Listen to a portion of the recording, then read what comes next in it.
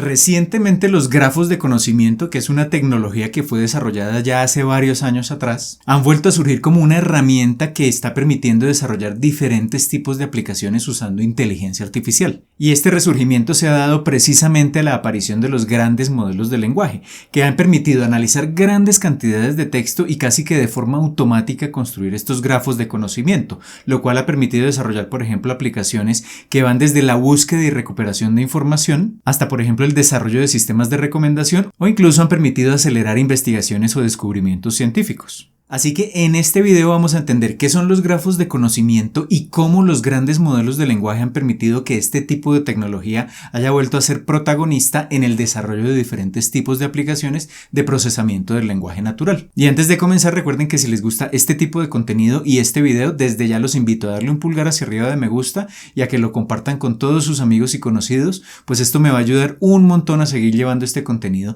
cada vez a más y más personas. Y si aún no lo han hecho, los invito a suscribirse al canal y activar la campanita para que YouTube les notifique cada vez que publique un nuevo video. Pero antes de comenzar, los invito a visitar codificandobits.com, en donde encontrarán la academia online con cursos de inteligencia artificial, ciencia de datos y machine learning que les permitirán construir su carrera en estas áreas, y todo por una suscripción mensual de tan solo $10. Además, se podrán poner en contacto conmigo si están interesados en asesorías para el desarrollo de proyectos o cursos de formación personalizada. Así que listo, comencemos.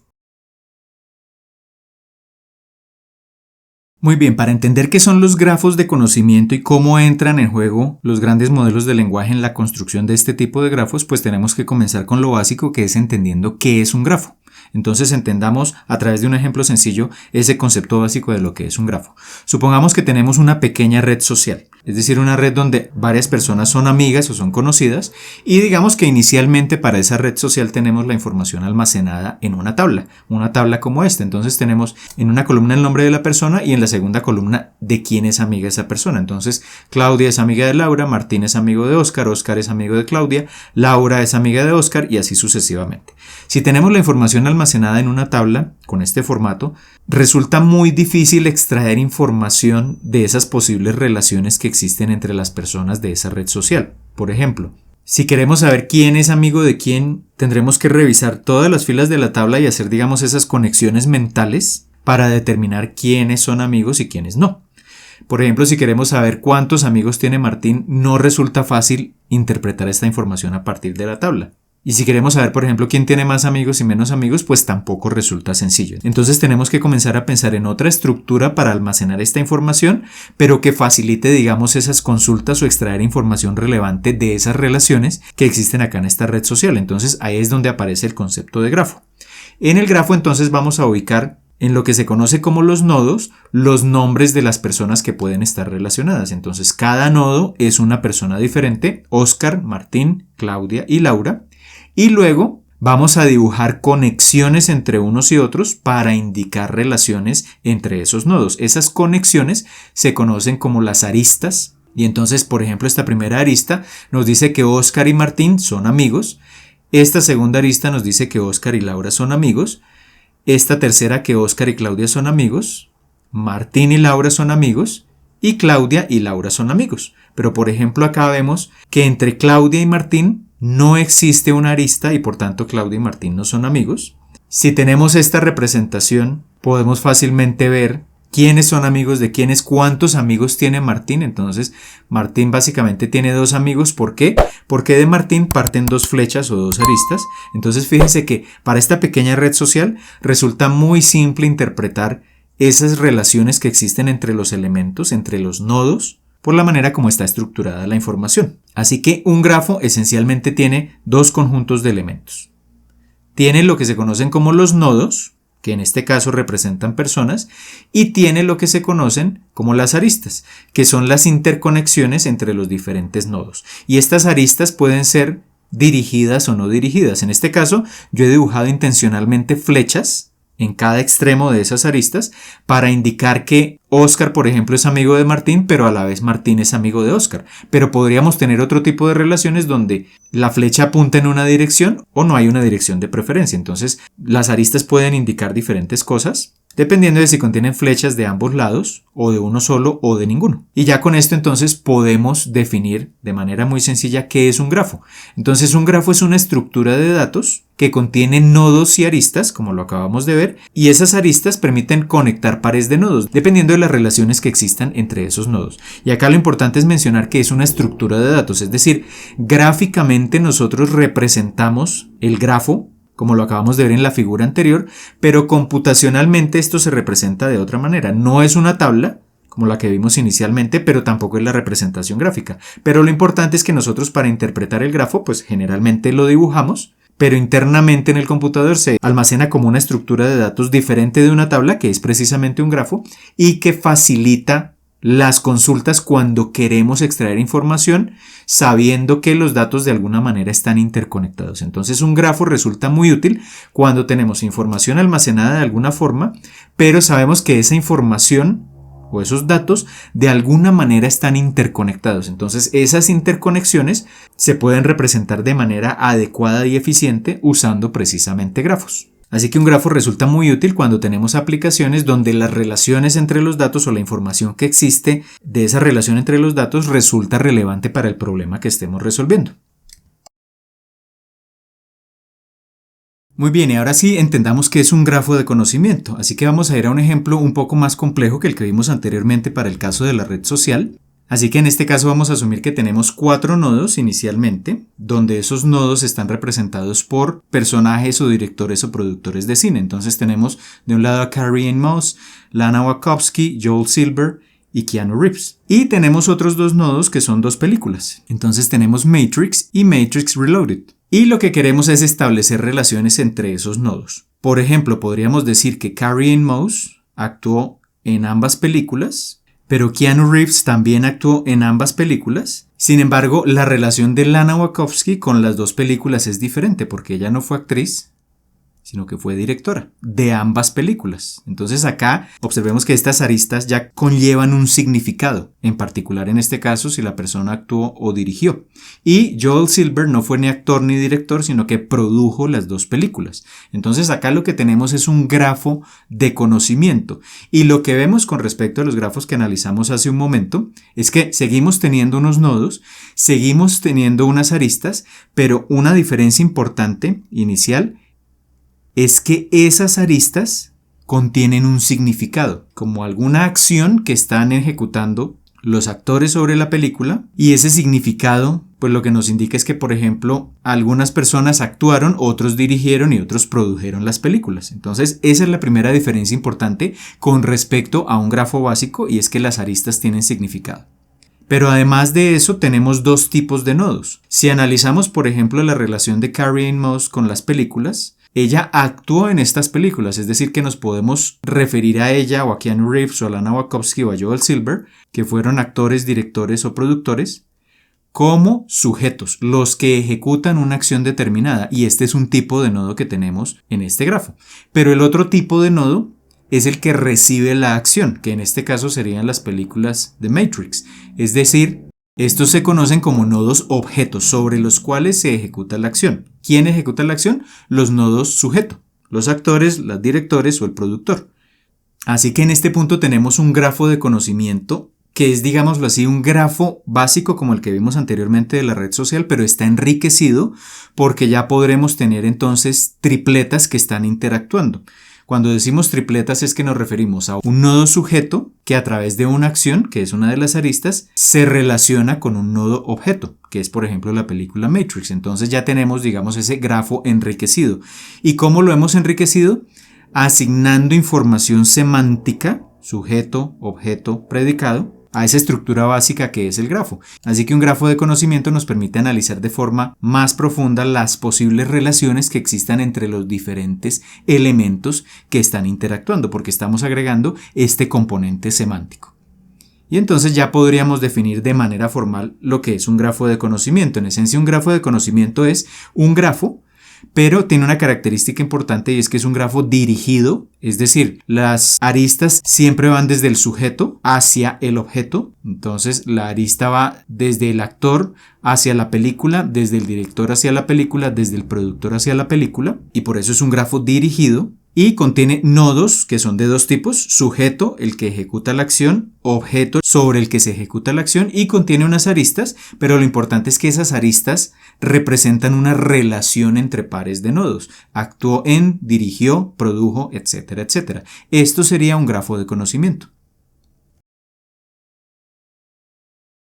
Muy bien, teniendo claro que es un grafo de conocimiento, entendamos algunas de las aplicaciones que puede tener este tipo de grafos. Y digamos que estas aplicaciones se basan en el principio de que queremos encontrar relaciones entre diferentes tipos de datos, pero esa información está en formato de texto. Entonces hablemos de las principales aplicaciones. Una de ellas es la búsqueda y recuperación de información, que es, por ejemplo, en lo que se basan precisamente los buscadores de Internet. Un sistema de búsqueda y recuperación de información es, por ejemplo, Google. Si ustedes recuerdan un poco lo que ocurre cuando hacemos una búsqueda en Google, escribimos la búsqueda, nos aparecen unas sugerencias de sitios web que responden a nuestra pregunta, pero además de eso nos aparece información relacionada que no responde directamente a la pregunta, pero que puede estar relacionada con esa pregunta que hicimos en el buscador. Entonces, por ejemplo, si hacemos una búsqueda sobre Leonardo da Vinci, lo que nos retorna Google puede ser que nos hable, digamos, del lugar donde nació. Nació en Italia, pero también nos puede retornar búsquedas relacionadas con algunos cuadros como La Última Cena o la Mona Lisa. Serían como los recursos inmediatos que nos provee Google, pero además de eso, por ejemplo, si analizamos uno de esos resultados, La Última Cena está relacionada con la ciudad de Milán, entonces nos puede mostrar resultados asociados a esta ciudad y asociados a que de pronto Leonardo da Vinci es un pintor, o puede mostrarnos resultados asociados a la Mona Lisa y también entonces a que la Mona Lisa está en el Museo del Louvre y que está ubicado en Francia, y de allí se pueden derivar otras sugerencias de contenido que nos puede mostrar Google. Entonces acá tenemos un ejemplo de los grafos de conocimiento aplicados precisamente a los sistemas de recuperación de información. Otro ejemplo es el caso de sistemas de recomendación. Entonces supongamos que vimos un par de películas, nosotros somos los usuarios, que nos gustaron las películas de Inception y Dark Knight. La idea del sistema de recomendación es que con base en esas películas que nos gustaron nos sugiera nuevas películas. Entonces podría ese sistema construir un grafo alrededor de esos gustos que tenemos nosotros y encontrar posibles relaciones con información que le permita al sistema llegar a sugerir otras películas. Entonces, por ejemplo, si la película es Inception, a través de un grafo de conocimiento se podría determinar que esa película se relaciona a través del género con el género ciencia ficción, y como acá hay una película que se llama Tenet y también tiene una asociación con el género de ciencia ficción, pues Tenet podría ser una de las películas sugeridas. Pero además de eso, si Inception fue dirigida por Christopher Nolan y The Dark Knight también fue dirigida por Christopher Nolan, pues podríamos entonces a través de ese grafo de conocimiento establecer relaciones de otras películas que hayan sido dirigidas por Christopher Nolan, como Batman Begins y nuevamente Tenet. Entonces, al final de todo esto, el sistema podría sugerir estas dos películas, de Tenet y Batman Begins, usando esa información de las películas que le gustaron al usuario e interconectando todos estos elementos a través de información semántica o textual para generar nuevas recomendaciones de películas. Y una tercera aplicación es, por ejemplo, cuando tenemos una gran cantidad de texto que queremos organizar para identificar posibles patrones y relaciones entre diferentes elementos de ese texto para extraer información valiosa y relevante. Un ejemplo de esto sería, por ejemplo, si los textos que tenemos son una gran cantidad de estudios y publicaciones científicas sobre una enfermedad en particular, pero toda esta información no está interconectada. Entonces algunos artículos hablan de la enfermedad como tal, de qué partes del cuerpo resultan afectadas con esa enfermedad, de cómo se manifiesta esta enfermedad a través de síntomas. Esa información, digamos que está en un conjunto de documentos, pero además de eso, por otro lado, hay investigaciones científicas donde se habla de genes que pueden estar relacionados con esa enfermedad y explican ciertos procesos biológicos que podrían a su vez explicar la enfermedad, pero por otro lado podemos tener documentos o estudios científicos donde se habla ya de medicamentos que se pueden relacionar con esa enfermedad y los compuestos que se usan para crear esos medicamentos y qué efectos secundarios producen los medicamentos y cómo esos compuestos en los cuales se basa un medicamento afectan un gen en particular. Entonces podemos usar toda esta información que está disgregada en diferentes documentos y a través de un grafo de conocimiento establecer relaciones entre todos estos conceptos, lo que podría, por ejemplo, llevar al desarrollo de nuevos medicamentos que ataquen de manera adecuada una enfermedad sin generar, por ejemplo, efectos secundarios. Esta sería otra aplicación de lo que es un grafo de conocimiento. Entonces, en últimas, la idea de los grafos de conocimiento es poder encontrar, digamos, esa información que puede estar oculta en una gran cantidad de texto y poder interpretar todas esas posibles relaciones para una aplicación en particular. Y ahora sí, teniendo claro qué es un grafo de conocimiento y cuáles son las posibles aplicaciones que tiene un grafo de conocimiento, entendamos en este punto cómo entran en juego los grandes modelos de lenguaje para la construcción de este tipo de grafos.